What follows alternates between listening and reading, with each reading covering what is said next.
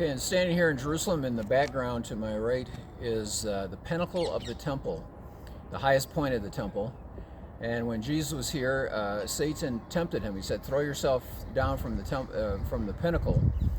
There were three temptations, three ways Satan tempted Jesus: lust of the flesh, lust of the eyes, and the pride of life. And in one of the temptations, Satan shows Jesus all of the kingdoms of the world. And Satan says to Jesus, "Bow down and worship me, and I will give you those kingdoms." And what's interesting is what Jesus did not say. Jesus did not question Satan's ownership of those kingdoms. He didn't say, whoa, wait a minute, Satan, I own those. No, Jesus acknowledged. In fact, the Gospel of John, Jesus said that Satan was the god of this world, and that he was the owner. And what happened in the Garden of Eden when God created this world? He gave ownership to man, to Adam and Eve. And of course, we lost that ownership when Adam and Eve sinned, and Satan then became the owner of this world, the god of this world. But in Genesis 3:15, God said to the serpent, who was Satan, that the woman would bear a child who would crush his head. You will crush his heel, but he will crush your head.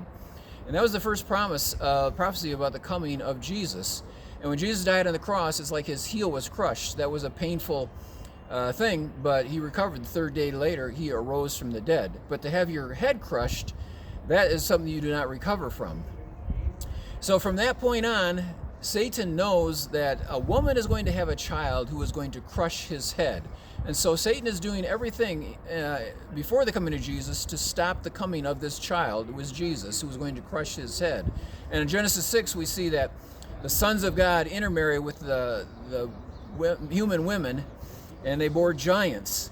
And what was going on there? It was Satan's attempt to stop the coming of the Messiah, Jesus.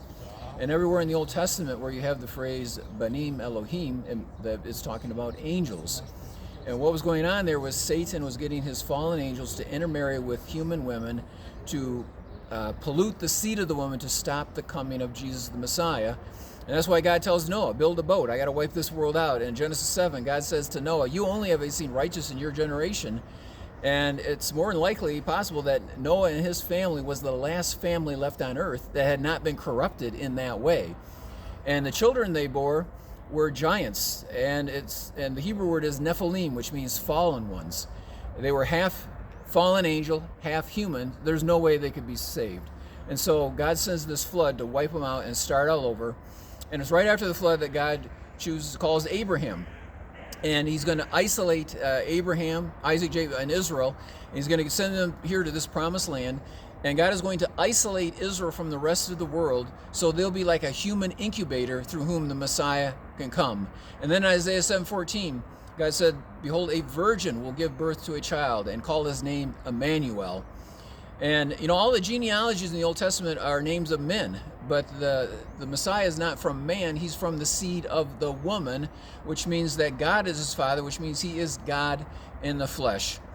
And then it finally happened when Jesus arrived on earth and was crucified. He crushed the head of Satan, and Jesus is now rightful owner of this earth. And in Revelation chapter 5, John sees God seated on the throne of heaven, and in his right hand is a scroll, and they ask, who's worthy to open? And Jesus the Lamb is the one who is worthy to open the scroll. And that scroll was the title deed to planet Earth.